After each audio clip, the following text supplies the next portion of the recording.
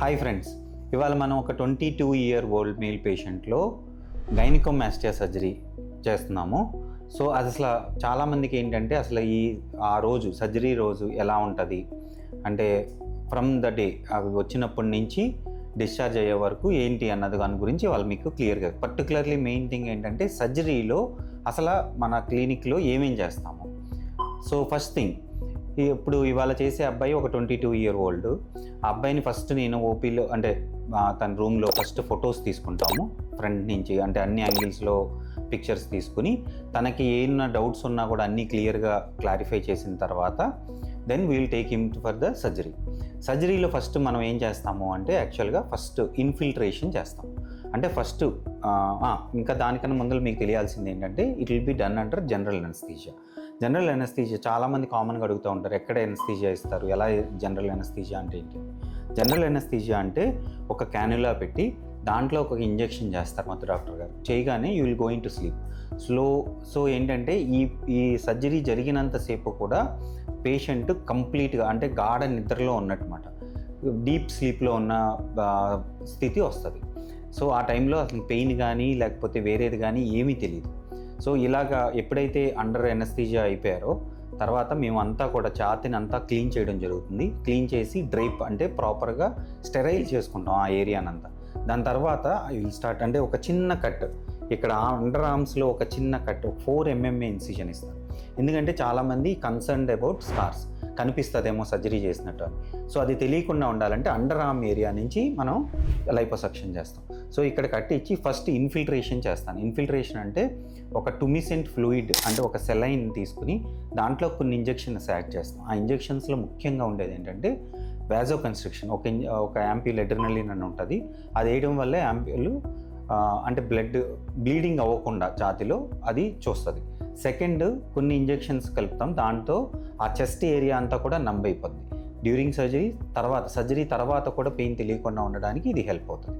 So ఇవి ఇచ్చి ఒక 10 minutes వెయిట్ చేసిన తర్వాత first I start doing ultrasound liposuction. ఈ అల్ట్రాసౌండ్ లైపోసక్షన్ వల్ల మేజర్ అడ్వాంటేజ్ ఏంటి అంటే ఎమ్మెల్సిఫికేషన్ ఆఫ్ ద ఫ్యాట్ని అంటే ఒక సౌండ్ ఎనర్జీ వచ్చి హీట్ ఎనర్జీ కింద కన్వర్ట్ అవుతుంది. ఈ హీట్ ఎనర్జీ వల్ల ఫ్యాట్ అన్నది కంప్లీట్గా ఎమ్మెల్సిఫై అయిపోతుంది, అంటే మెల్ట్ అయిపోతుంది. మెల్ట్ అయిపోవడం వల్ల మనం ఈజీగా దాన్ని బయటకి ఎక్స్ట్రాక్ట్ చేయగలుగుతాం. సెకండ్ మెయిన్ అడ్వాంటేజ్ ఏంటి అంటే స్కిన్ రిట్రాక్షన్ ఉంటుంది. ఎందుకు, ఇది హీట్ జనరేట్ చేస్తుంది కాబట్టి మన స్కిన్ లోపల ఉన్న కొలాజన్ ఫైబర్స్ కాంట్రాక్ట్ అవుతాయి. సో పర్టికులర్లీ grade 3, grade 4 పీపుల్కి ఇది చాలా హెల్ప్ఫుల్ అవుతుంది. తర్వాత వన్స్ అల్ట్రాసౌండ్ లైపోసక్షన్ అయిపోయిన తర్వాత then I use power assisted liposuction. ఈ పవర్ అసిస్టెడ్ లైపోసక్షన్ వల్ల మేజర్ అడ్వాంటేజ్ అంటే ఇది వైబ్రేట్ అవుతూ ఉంటుంది. ఇది 3,000 to 6,000 RPMs రీచ్ అవుతుంది అన్నమాట. సో దానివల్ల స్మూత్గా ఫ్యాట్ని ఎమల్సిఫై అయిపోయిన ఫ్యాట్ని స్మూత్గా తీసుకురావడానికి, కాంటూర్స్ తీసుకురావడానికి, ఇర్రెగ్యులారిటీస్ లేకుండా ఉండడానికి ఈ పవర్ అసిస్టెడ్ హెల్ప్ అవుతుంది. ఎప్పుడైతే ఫ్యాట్ లైపోసక్షన్ కంప్లీట్ అయిపోయిందో next I give a small incision at the ఏరియాలో, నిప్పుల్ ఏరియోలా జంక్షన్ అంటారు. ఆ ఏరియాలో దగ్గర మనం ఒక చిన్న 1 centimeter కట్టించి అక్కడి నుంచి కంప్లీట్గా గ్లాండ్ మాత్రం అసలు ఉంచకూడదు, కంప్లీట్గా గ్లాండ్ ఎక్సిషన్ చేయడం జరుగుతుంది. ఇలా చేయడం వల్ల మేల్ చెస్ట్ కాంటూర్ అందరూ ఏమనుకుంటారంటే ఫ్యాట్ గ్లాండ్ రిమూవ్ చేస్తే సరిపోద్ది అనుకుంటారు. నో, ఫ్యాట్ గ్లాండ్ రిమూవ్ చేయడంతో పాటు స్కిన్ కూడా ఎప్పుడైతే టైట్నింగ్ జరుగుతుందో అప్పుడే మనకి ఒక మేల్ కాంటూర్ చెస్ట్ వస్తుంది. So once it is completed 2 సైడ్లు అలాగే రిపీట్ చేసిన తర్వాత క్లోజర్ ఎక్కడెక్కడైతే ఇన్సిజన్స్ ఇచ్చామో చిన్న ఇన్సిజన్స్ కూడా మనం సూచర్స్ వేస్తాము విచ్ ఆర్ అబ్జర్వబుల్. చాలామంది అడుగుతారు అవి మళ్ళీ తీయించుకోవాలని. మనకి చాలా చోట్ల నుంచి చాలా దూరం నుంచి కూడా వస్తూ ఉంటారు, వాళ్ళు మళ్ళీ రాకపోవచ్చు. సో మనం అబ్జర్వబుల్ స్టిచెస్ అందరికీ వాడుతూ ఉంటాం.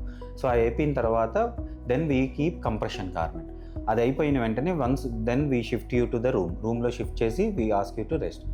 కంప్లీట్గా ఇలా ఒక 3 to 4 hours రెస్ట్ తీసుకున్న తర్వాత once you are completely awake, మీరు once you walk and pass urine తర్వాత వాటర్ తీసుకున్న తర్వాత వీ డిశ్చార్జ్ అప్పుడు క్లియర్గా డిశ్చార్జ్ మెడికేషన్స్ అన్నీ క్లియర్గా ఎక్స్ప్లెయిన్ చేసి మీరు డిశ్చార్జ్ చేయడం జరుగుతుంది.